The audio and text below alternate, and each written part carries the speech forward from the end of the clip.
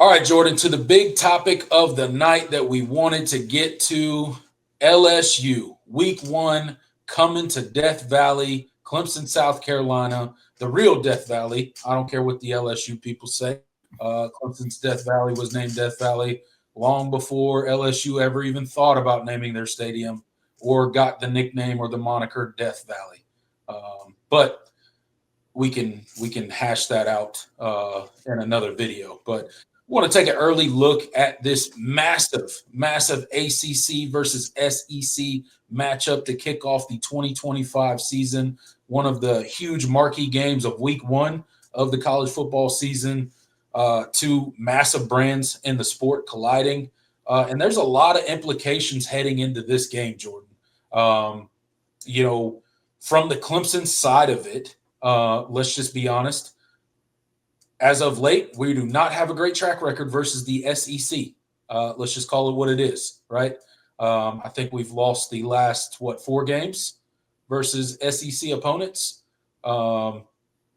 So that's a problem, right? Got to correct that. That's definitely going to be a topic of conversation leading into week one. Everybody's giving Clemson props this offseason, honestly, talking about how much depth, how much experience, how many leaders that return to the team, how much returning production they have coming back to the team, and how important that's going to be here in week one.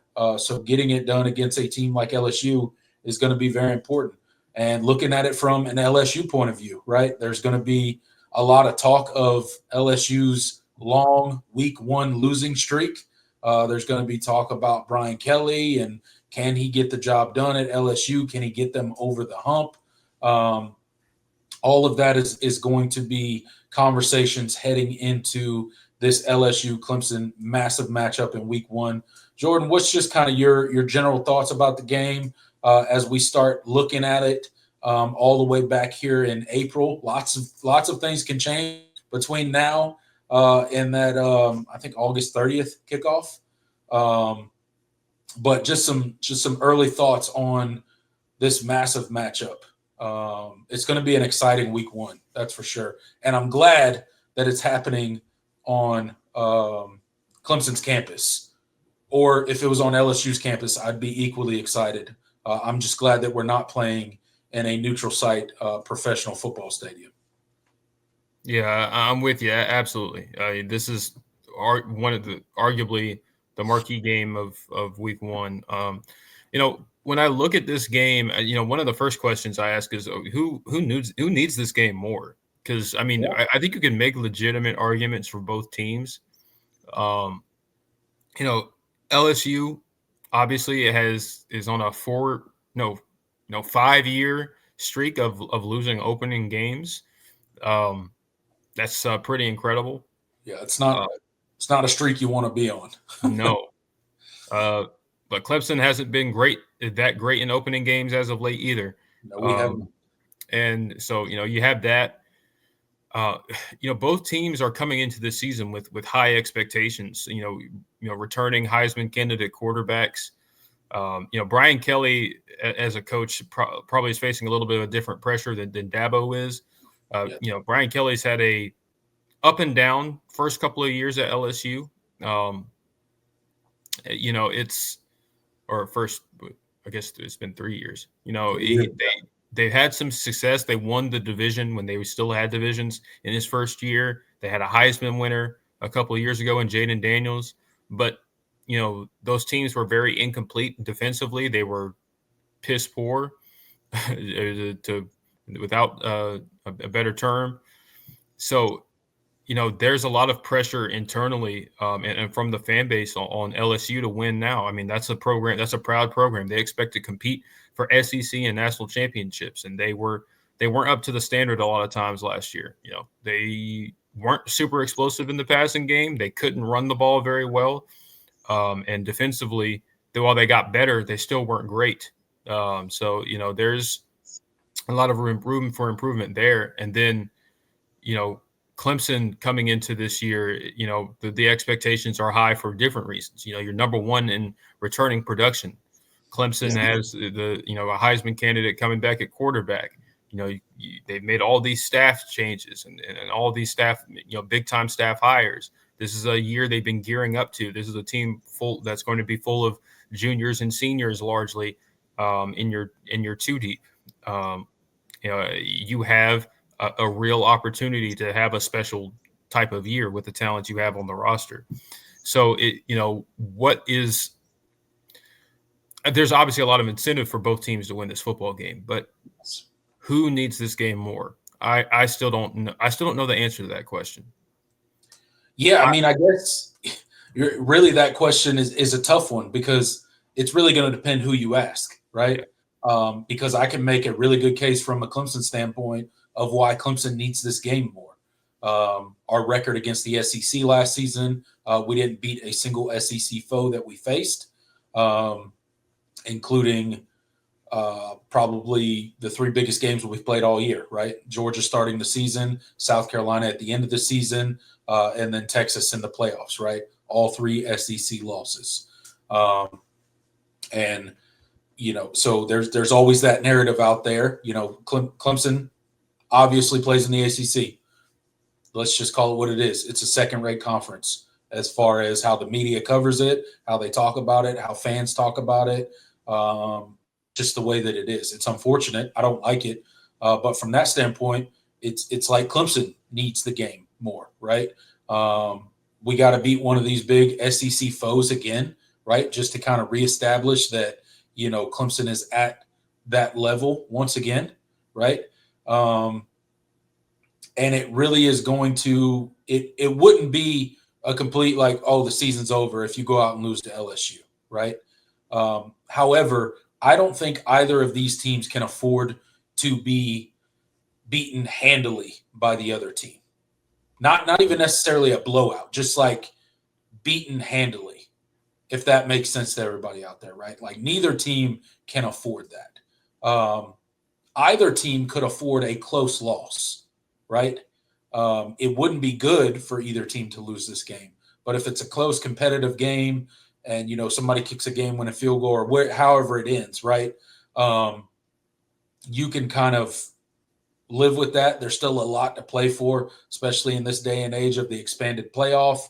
Everything's still in front of you if you're Clemson and you lose. The ACC still in front of you. You still, can end up in the ACC championship and ultimately the playoffs. Same thing for LSU, right? It's an out-of-conference game. So from playoff implications, I don't think it's make or break for either team. But because of Clemson's recent record against the SEC, because of some of the narrative around the program, around Dabo Swinney, around the way the fall of Clemson, if you will, I think it's immensely important for Clemson to win this game. Just to kick off the 2025 season right, you mentioned that they're number one in the country in returning production. So you have all that senior, veteran-laden leadership that you need on the team. You got that massive production. Your quarterback's back. He had an amazing season last year. He's one of the Heisman frontrunners heading into the season, right? And you're getting some love in the offseason by the college football media telling you that we expect Clemson to be really good in 2025. Right? So you're going to have to answer that bell. But if you're looking at it from an LSU perspective, you can make an argument for them, right? That 5-game losing streak to start every season, you mentioned that. That's huge, right? Brian Kelly still doesn't feel like he quite fits into what LSU is, right? Some fans are kind of split on how they feel about him and, will he ultimately be successful at LSU and, some of that stuff. So it's going to be super important for them to kind of get kicked off right. They got a Heisman front runner and Garrett Nussmeier at quarterback. So they got that veteran-laden experience at the quarterback position, the most important position on the field. So it's really important for them as well. They're looking to, make a run and return and possibly, battle their way into an SEC championship game. So they have lofty goals. They've done pretty well in the portal. They brought in some new talent onto that team. So, but if you're asking me from my point of view, this is more important for Clemson than it is LSU. And that's a biased opinion because I'm a Clemson fan. But I just think that there's more weighing on this LSU's in the SEC. So from my purview, from the way that I view college football and the way that really college football is talked about, LSU will get a pass because they're in the SEC. Well, they play the tougher schedule. So that Clemson, the Clemson loss won't really matter unless they get blown out by Clemson. Yeah. Then people will, be talking about them in a very negative way, right? If they walk into Death Valley and just get blown off the field, very bad for them. But if they walk in the Death Valley and lose by anywhere from 3 to 7 points, anybody's going to dog LSU for that, right? But I do think ultimately it's more important for Clemson to win this game than it is LSU. Yeah, and I tend to agree for a lot of the reasons you mentioned. We've talked about it. When this game has come up, it feels paramount that Clemson goes and wins that game. I did want to kind of look at where, because we haven't really talked about we talked about the game itself, but we haven't really talked about what their team is coming into this year. So I do want to kind of get a look at what their what is their offense going to look like? What is their defense going to look like? I'm not going to go all the way through the depth chart, but just kind of a look at how their spring has gone. When I look at this LSU team, there's a lot of unknowns, and I think that's kind of the thing that I take away from everything that I've read, from everything, just knowing the roster and what I watched from them last year, some of the players coming back. This is a team that has a lot of pieces, but I have no idea how any of them fit together. They had the number 1 transfer portal class this offseason. They brought in a lot of players, and a lot of players I like. Receiver is going to be the best. When is LSU's receivers? When are they not, really good? But LSU's receivers are going to be really good. This is going to be arguably probably the best receiving room you will face this year. I cannot think of a single one that comes close. So I think it's going to be a good test for Clemson defensively. When you think of guys like you bring in Barian Brown from the transfer portal to go with Barian Brown and Nick Anderson from the transfer portal to go with a guy like Aaron Anderson with Xavion Thomas. They're going to have one of the best receiver rooms in the country. They're deep, they are fast, they can run. Like, this is going to be one of the fastest teams you play all year. Might be the fastest team you play all year. And then, you have to factor in Caden Durham coming out of the backfield. He had over 1,000 all-purpose yards as a true freshman. I think they're going to be a lot better running the football than they were last year. I think they're going to do better because they really struggled last year. I think partially just because they weren't used to not having Jaden Daniels back there. Garrett Nussmeier being a pocket guy. Yeah. They did a good job protecting Garrett Nussmeier last year. Yes, they did. But they could never really, to your point, establish any semblance of a consistent running game all season long. So that's definitely something that hampered their ability to win football games last year. Yeah, and that brings me to a good point. Is I think the biggest question on this LSU offense right now is that offensive line. There's a lot of pieces that are going to be. There's going to be new pieces. There's going to be guys shuffled around. They lose their top. Their left and right tackle, Emory Jones, and that's tough. Oh gosh, Emory Jones isn't even the best one. Why am I blanking on the other one? He's going to be a top pick, but you get what I'm saying. You lose your left and right tackle. There's a competition at center. They brought in the Moore kid from Virginia Tech. They brought in the Thompson kid from Northwestern to potentially play tackle. He can also play guard. So there's a lot of pieces moving around, and they have guys that I think can play, but I don't know how they fit together. And you mentioned how well they protected Garrett Nussmeier last year. When you're replacing your top 2 tackles, that's always going to be a big question mark. And based on the reports from coming out of their spring scrimmages, their defensive ends had their way at times. with those tackles, no matter who it was in there. So it makes you wonder, obviously they're still figuring things out, and I don't even know if they know who their best five is yet, but that's something to keep an eye on. But I think offensively they have the pieces to be one of the best, one of the better offenses in the country. With Nussmeier coming back, and obviously the receiver room, they also have to replace Mason Taylor. I think they're going to be more tight end. There's going to be more of a deeper tight end rotation. You're going to see guys like Trades Green. They brought in the Bauer kid from the portal. But offensively, I think they have a lot of pieces that I think if they coalesce, they could be a really, really, really, really good offense. I just don't know what they are yet. That's the question. Yeah, I mean, you mentioned, the talent they brought in. They brought in 16 transfers, I believe. So a lot of incoming talent. And, the transfer portal can be a great gift when it comes to instant contributors on your football team. But it doesn't always mesh and work, right? So there is a question mark, when you're bringing in 16 guys via the transfer portal, how do they mesh with your current roster? Where's the buy-in level? Where's the X's and O's, learning the playbook, the calls, the verbiage, all that kind of stuff. I mean, defense is defense and offense is offense. Yeah, that's true. But the different verbiage and how they mesh within the system that's being run is always a question mark when you're talking about the transfer portal. And I think, especially offensively, you're talking about their offensive huge question mark. Not devoid of talent at all, but just devoid of proven production, especially within that offense, right?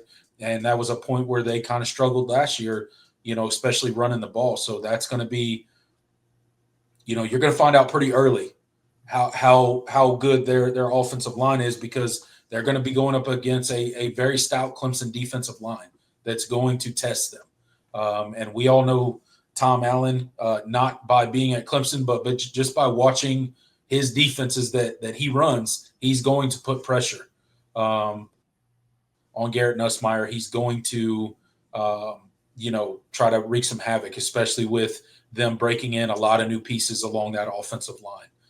So that's certainly going to be interesting to watch. The big, saving grace that you got to hold on to, if you're LSU, is Garrett Nussmeier, right? You got that experienced signal caller back there that has seen a lot of football and should be able to guide you through some of the rougher patches, if there are any, along the offensive line, right? He should be able to cover up some of those shortcomings if there are any early in the season. So that's something you got to look at. And then, kind of turning the page to LSU's defense and who they are, right? They, early, it's still early in Brian Kelly's tenure at LSU, I guess, but their defense was bad, downright bad, right? And then they bring in the new defensive coordinator, and, they've gotten some results, right? Some positive results from that. You expect that they would take another step forward again this coming season. What's your kind of thoughts on defense and how they've progressed since the new hire at D coordinator? Yeah, I mean, it's another side of the ball with new pieces. I mean, I think there's a little bit more familiarity. You bring back guys like Harold Perkins. Yep. You're going to bring, but they still needed help. They brought in two defensive ends out of the transfer portal, Patrick Payton and Jack Pyburn from Florida, Florida State and Florida respectively. And Jamari Butler from Nebraska as well. Yes, Jamari Butler as well. So three edge guys. Yep. Which makes sense because they were heavy. They also were after Will Help. So that was, and I think he visited before he visited Clemson. So they definitely needed the help there. They brought in the Cooley kid from NC State to help in the defensive backfield, Monsieur Delane from Virginia Tech. At corner, I think he's a really phenomenal football player. Probably should have. I think he was an All ACC player last year. But they still have some question marks in that defensive backfield. They have some young talent. They bring back Ashton Stamps, who was kind of up and down last year for a lot, to say the least. Right. And I think this is a LSU defense that has a lot of great athletes, but I feel like they don't really know how they fit all together yet. Like I said, LSU is like, from a team speed standpoint, they're going to be arguably the fastest team you play. Like, a lot of these guys can run. These are great athletes. Harold Perkins is a great athlete, but his football career has not panned out the way that many people thought. I have my own thoughts on that, but this is an LSU defense that I think if they take another step forward, they could be really good, because I think they have the pieces. Like, I don't think they are like untalented on that side of the ball by any stretch of the imagination. No, certainly not. So might be thin in some areas, but that's why they brought in those guys from the portal, and I think those are good additions. I think Patrick Payton, when he wants to play well, is a very good football player. He doesn't always have that motor, and I think that's kind of one of the things that I'm going to be interested to see. But the Pyburn kid, I think he was kind of used sparingly at Florida, but I think he has some juice and he can play a little bit and will give them a solid floor there. They brought in Sydir Mitchell at defensive tackle. I think he's been hurt throughout the spring, but they expect him to be in the rotation. One thing that LSU has not done well as of late is have those great playmakers on the defensive line. I think they took some steps. I think they're going to be in better shape this year than they've been in a little bit. So if they can get to the pass, get to the passer a lot better than they have in recent years, I think that'll take some of the pressure off the defensive backfield. So when you look at this LSU team, this is a team that I think wouldn't surprise me if we're talking about them down the road as a playoff team. But I just don't know how soon all of those pieces are going to come together. Yeah, absolutely. And it is a lot of pieces. You're talking about 7 pieces brought in just on the defensive side of the ball via the transfer portal. A safety, a couple cornerbacks, 3 edge rushers, a couple defensive tackles, right? So or 1 defensive tackle, 3 edge rushers, 2 cornerbacks, and a safety, right? So that's a lot of pieces. Not that all of those guys are going to come in and be first team starters, right? But you assume you brought them in via the transfer portal. You needed them to come in and produce immediately this season. So those are going to be important, either starters or rotation pieces for your defense. And having 7 brand new guys, that can be really good, or that can, create some issues because of working in so many brand new pieces. We won't really know until you get a little bit closer, get some feedback from fall camp and stuff like that. But certainly a defense that's not devoid of talent. They have plenty of talent on that side of the ball. You mentioned the speed that LSU has, so it'll be interesting to see how all their transfer portal pieces work out for them. And we'll obviously be paying close attention as we move through the summer and into fall camp and just hear what the consensus is for how those pieces are being integrated into the team. Yeah, absolutely. Oh, and one thing that I think will give Clemson fans some solace is LSU doesn't know what the hell they're doing on special teams either. Perfect, because we all know we don't. Yeah. So this might be a very both both teams have no idea what their punting situation is going to look like. So they did go get a punter in the portal. They did. They did. Must be nice.